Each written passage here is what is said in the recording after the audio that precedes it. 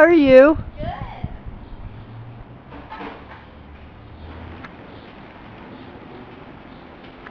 What are you doing? I was just doing a little video. I was figuring with my really, really bad camera, I could check you out and you could explain your artwork. Oh my God, I'm not ready for Just that. real quick. You can explain it to my daughter, which is kind of interesting. Hi, sweetie. This is Cece. This is Hi, Rebecca, Cece. right? Yep. Good. How old are you? 9. Oh, good age. 9 is good. And you have a brother too? Sister. Sister? Younger? Older. Older. Yeah. Okay. Cool. You an artist? What's your favorite thing to like create with? Do you like crayons or paints or pencils? Paint. Finger paint or brush and paint? Finger paint. You know, I've always wanted to collaborate with children on my work because they have such an innate sense of abstraction. Well, my mom is a art teacher at their school, actually. Oh, she is? Yes. Oh, so you have class with your grandma sometimes? Yeah. So can we see the studio just for a second? Come on in. Okay.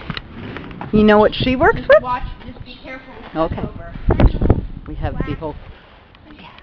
We have the whole climbing.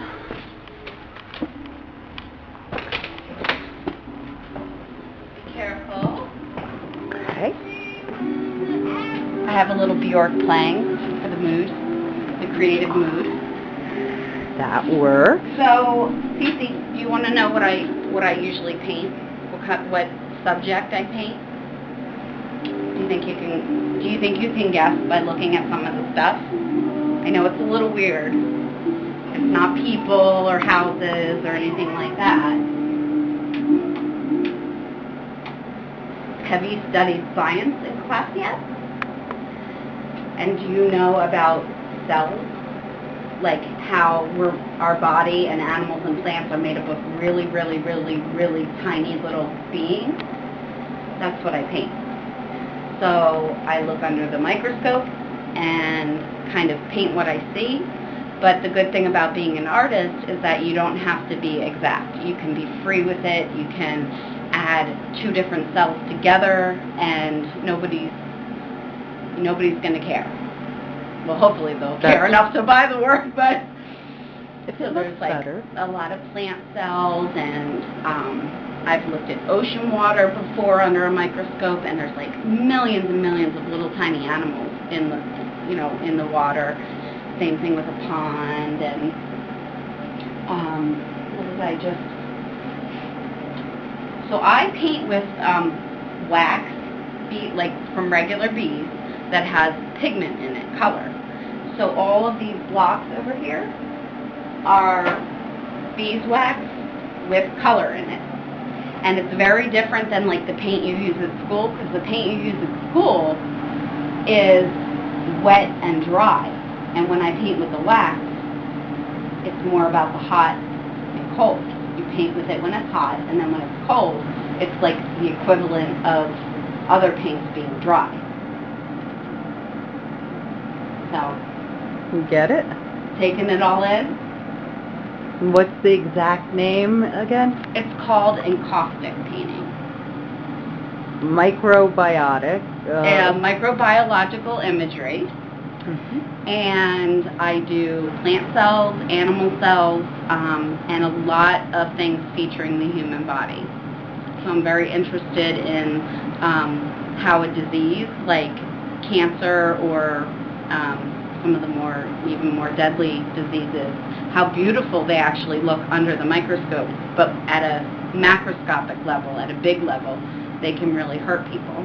They can really be deadly. So it's kind of this duality between life and death, or between things that look pretty and then things that are ugly at a very big scale. Okay. And this is how it works. Yep. You heat the palette to 220 degrees, and you don't want it to get much hotter than 300, or else it'll put off toxic fumes that aren't good for you. But as long as you keep it between like 220 and 250, it's the perfect molten temperature.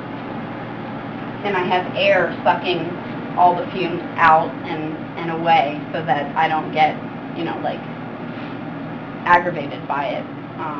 Even though it's not toxic, it can still make you sniffle and give you a headache and stuff like that.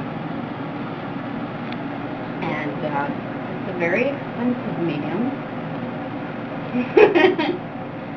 And someday if we plan it, if you want to try it, I would love to have you try it. It's, you have to be very, very careful because everything's really hot.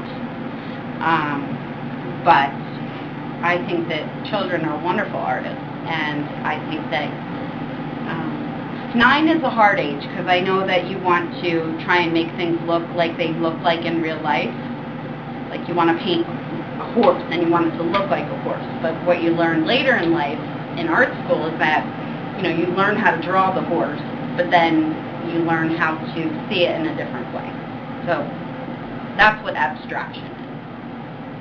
And a lot of people think that abstraction is easy and like, oh, I could do that, People say, oh, I could do that. I could paint that canvas black and put those purple dots on it. But it comes from a different place. It comes from inside, and it's really not that easy.